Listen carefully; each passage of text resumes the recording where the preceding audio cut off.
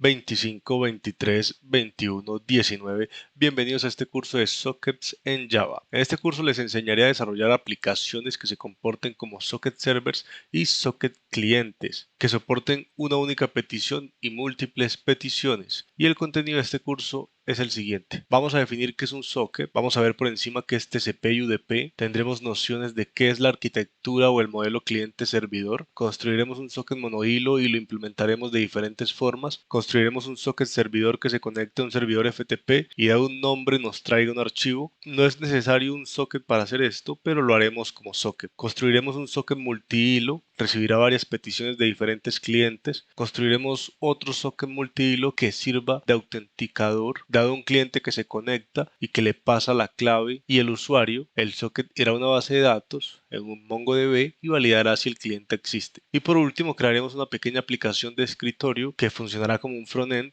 de una lista de clientes. La aplicación de escritorio consumirá el socket para traer la información de los clientes. Empecemos por la definición de sockets. Según Wikipedia, un socket designa un concepto por el cual dos procesos pueden intercambiar cualquier flujo de datos. En esta imagen vemos dos computadoras, en cada una de ellas hay un proceso. En la computadora socket cliente tenemos el proceso A que escucha por el puerto 9897, en la computadora con IP terminada en 100. En la computadora socket server o socket servidor tenemos el proceso B que escucha por el puerto 7080, en la computadora con IP terminada en 200. Estas computadoras pueden intercambiar flujos de datos.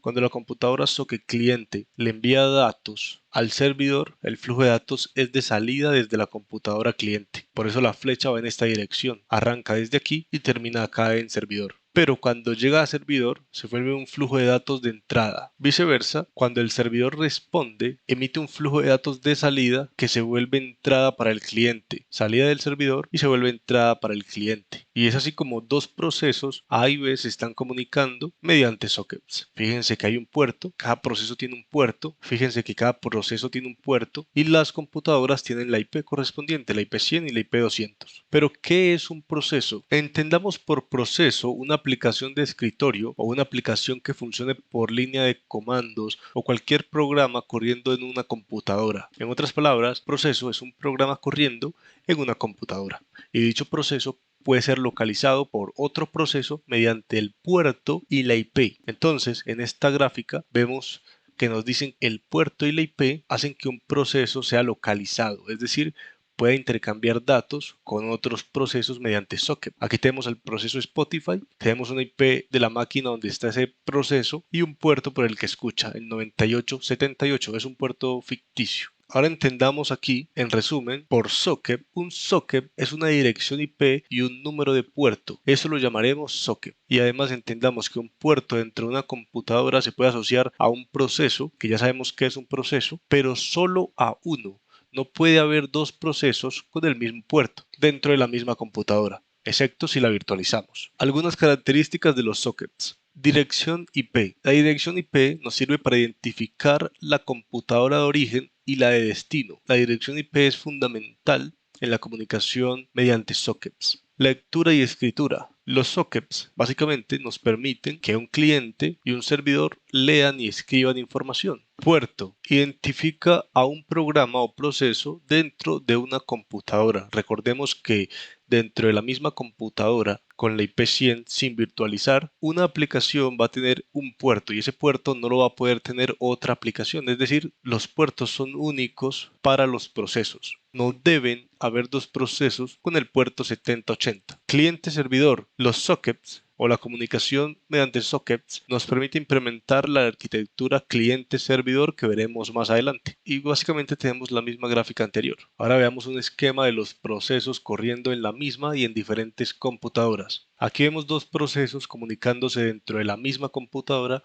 mediante sockets. La imagen nos dice que dentro de la computadora con IP 100 hay dos procesos, el proceso A y el proceso B. El A realiza una petición o envía un mensaje de hola, ese es el flujo de salida, a la misma computadora, pero al proceso B que está escuchando por el puerto 9075. Esto aquí en resumen es la petición, tiene la IP y el puerto de origen, tiene la IP y el puerto de destino, que es el 9075, y tiene el flujo de datos de salida que es la palabra hola.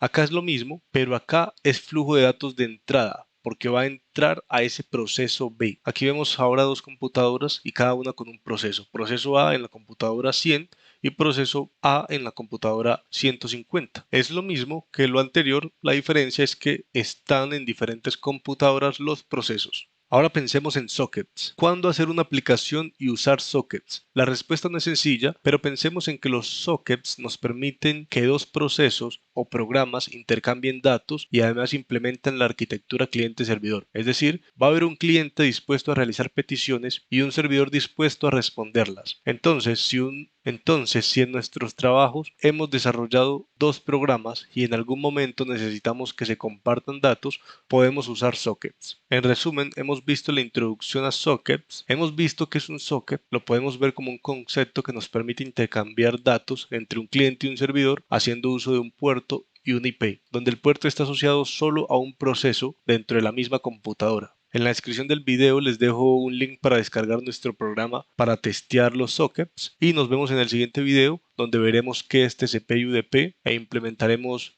en Java un socket sencillo TCP, no implementaremos un socket UDP y eso fue todo por el video de hoy y los espero en el siguiente video. Hasta la próxima muchachos.